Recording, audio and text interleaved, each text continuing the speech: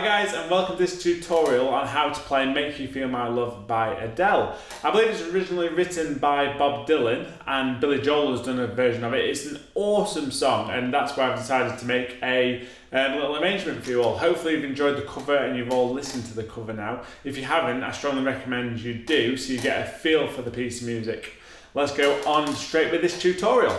So, as with all of these tunes, what I suggest you do is break them down into sections, in particular if you're new to the instrument. So this one in particular is quite awkward because I've added some little jazzy improvisation sections. The beginning of this is quite tricky, as is the solo section, but actually the little mini verses in the bridge are actually quite easy. So if you're new to the sax or haven't been playing very long, have a go at those little sections. If you're new, this probably is a little bit too tricky for you at the minute, but you know, you can do little tiny sections and build it up over time. Definitely don't get too hung up on the fact that you can't play the whole thing if you haven't been playing very long. Just break it down into tiny bits and do your best. Right guys, let's go on with the tutorial. So, at least it's easy key-wise. On tenor sax, all you're talking is no sharps and no flats because we're in the key of C major. There is kind of some bluesy elements involved, so you will find a couple of flats, but we'll discuss those along the way. So I'll go straight in right at the very beginning. As I say, if you're new to the sax, you might want to skip this bit, but you know, by all means, try and follow it along. I'll break down every little bit for you as I do on every Saxcast video. So on we go then. So here's the first line, and it starts with this bar.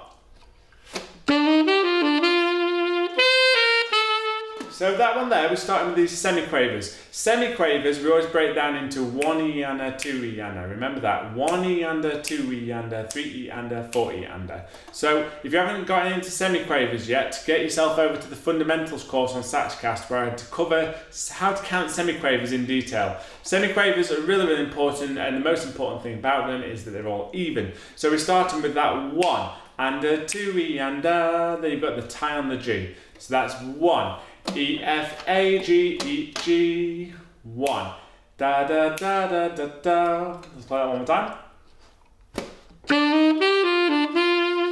So you've got, if you're playing with the backing track, then obviously you're going to hear that first beat. The piano comes in with the chord 1. Ba, ba, ba, ba, ba, ba. So listen for those 4 drum clicks, and then you're going to come in on that first beat. 1 and a 2 E and a. So the G's tied over, and then you're going to go up to palm key D, which is on the back here. Your back left hand key, and we're going to play that with the octave key. Palm key D. So that's 4 and, so D, C, next bar. So that B, you're going to put a little bit of vibrato on there, definitely. So that's B with the octave key. 1, 2, G, A, G. 1, 2, and 3, and 4. Moving on, we've got F natural. So that's F, F, F, G, F.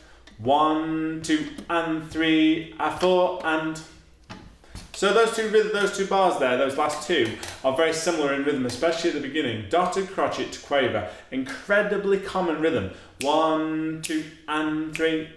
1, 2, and 3. Let's move on to the next line. So make sure you're sticking that together with the previous bar so it sounds like a phrase. 1 and 2 and E, G, C. Moving on, next bar.